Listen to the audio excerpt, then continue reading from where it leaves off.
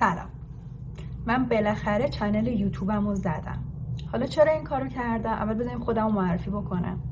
من یاسمین نظری هستم، 8 ساله که توی حوزه آموزش زبان فعالیت میکنم و قبل از اینکه بخوام چنل یوتیوبم رو بزنم حدود 4-5 سالی هستش که توی اینستاگرام فعالیت میکنم و یک دوره‌ای من طراحی کردم که بابتش 5 سال زمان گذاشتم. چرا 5 سال؟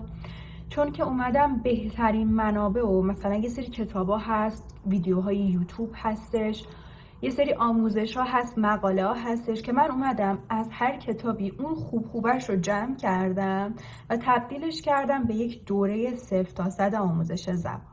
خیلی هم ازش استقبال شد، خیلی به فروش رفت و کسایی هستن که هنوزم توی دوره هستن و من دارم پشتیبانیشون رو انجام میدم.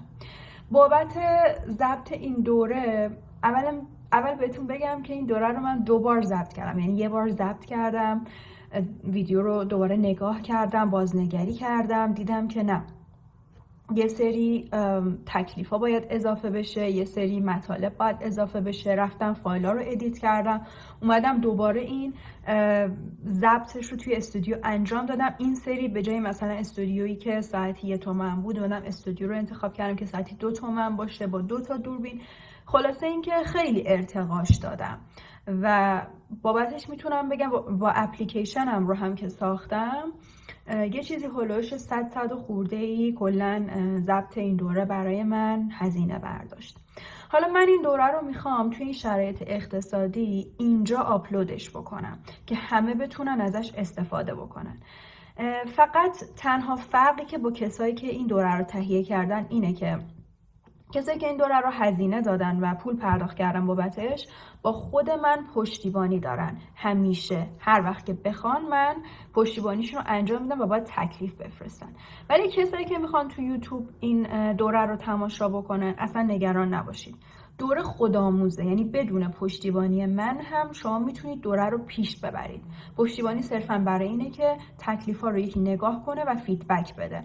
ولی دوره طوری طراحی شده که حتی اون موقع هم که به فروش میرفت بتونن انتخاب کنن با پشتیبانی یا بدون پشتیبانی باشه. خب با پشتیبانی هزینهش بیشتره. ولی الان این دوره رو ما میخوایم اینجا توی این چنل یوتیوب من هر شب رأس ساعت 10 آپلود بکنم. بهتون قول میدم توی 114 شب اگر که سطح زبانتون مبتدی باشه به یه سطح خیلی خوب از زبان انگلیسی برسین. چون خیلی روی این دوره فکر شده، خیلی ادیت شده، خیلی بازنگری شده، تمامی دوره ها بررسی شده که بتونیم این دوره رو بسازیم. پس روش دوره خودآموز هستش.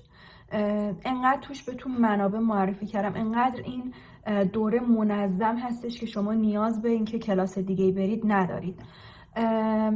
و اینکه حتما این چنل رو سابسکرایب کنید که هر شب رأس ساعت 10 شما ویدیوی جدید رو دریافت بکنید و توی این 114 شب با من همراه باشین که تمام دوره رو ببینید 0 تا 100. اصلا مثل دوره های دیگه نیستش که من بگم آره من اینجا اومدم که مثلا یه دوره‌ای براتون بذارم حالا تا نصفه براتون آپلود کنم بگم از بقیه‌اش رو دیگه باید شما تهیه کنید و هزینه پرداخت کنید. اصلا اینطور نیستش.